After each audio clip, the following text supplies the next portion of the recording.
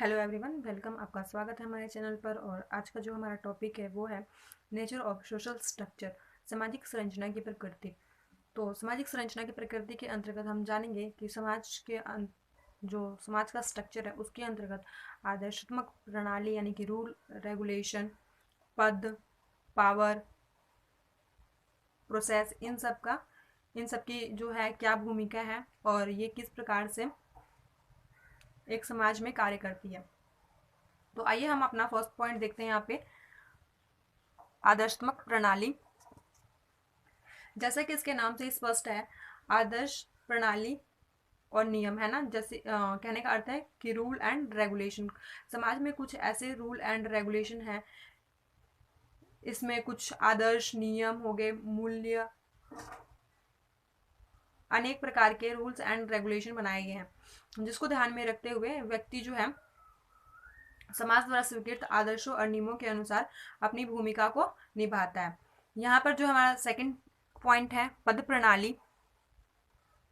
अगर हम पद प्रणाली की बात करें तो इसका संबंध जो है वो व्यक्ति की भूमिका एवं प्रसिद्धि से है, जो व्यक्ति के स्टेटस और उसके रोल को निर्धारित करता है। जैसे कि आपको पता है, समाज में सभी व्यक्ति की अपनी इच्छाएं, आकांक्षाएं होती हैं, किसी लक्ष्य को प्राप्त करना चाहते हैं, जो कि अनंत और असीमित होते हैं, जो कि बहुत ही ज़्यादा लिमिटेड भी होते हैं, अनलिमिटेड भी होते हैं। लेकिन उसकी पूर्ति कैसे होगी? तो ये भी जो इसकी पूर्ति है तभी होगी जब व्यक्ति को उसकी योग्यता और सामर्थ्य के अनुसार भूमिकाएं निर्धारित की जाएंगी। कहने का अर्थ है कि व्यक्ति के जो उसका टैलेंट है, जो उसकी योग्यता है, उसके अनुसार उसको मतलब कार्य दिया जाए और उसकी भूमिकाओं को निर्धारित किया जाए। इसी प्रकार सामाजिक संरचना की एक पद प्रणाली है। थर्ड पॉइंट जो है हमारा, शक्ति प्रणाली। शक्ति प्रणाली से क्या अर्थ है? यहाँ पे समाज में जो आदर्श मूल्य बनाए गए हैं जिनको लागू करने के लिए शक्ति प्रणाली होती है।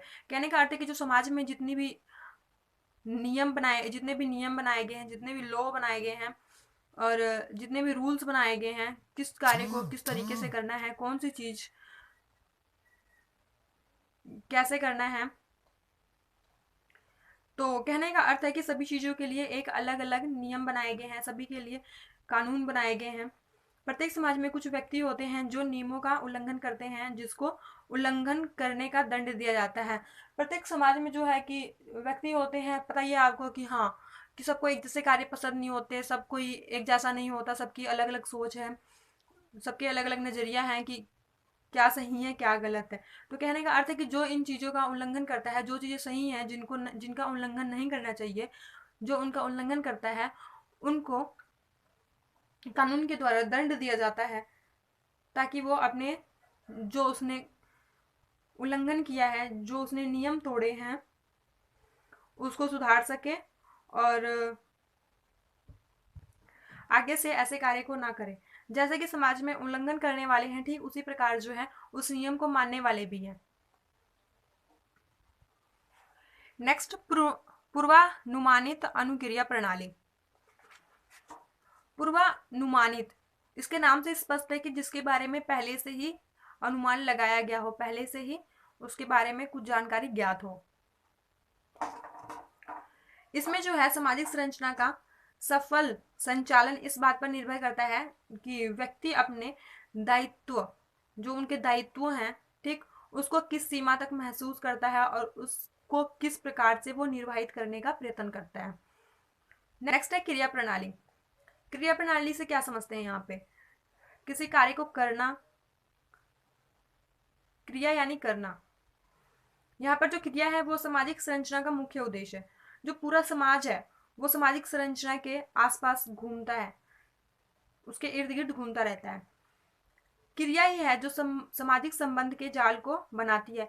यानी कि जो क्रिया होती है, सामाजिक संरचना है, जो वो जिस प्रकार कार्य करती है, वो उसके कार्य ही हैं जो सामाजिक संबंधों के जाल को बनाते हैं और सामाजिक संरचना को गति प्रदान करते हैं, जो कि सामाजिक संरचना गति यानी कि उसको चलाने में हेल्प करते हैं।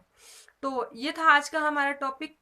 सामाजिक संरचना की प्रकृति, जिसमें हमने जाना कि आदर्श प्रणाली क्या होती है, पद प्रणाली क्या है, शक्ति क्या है और इनके यूज कैसे किए जाते हैं और ये समाज में किस प्रकार से महत्व रखते हैं।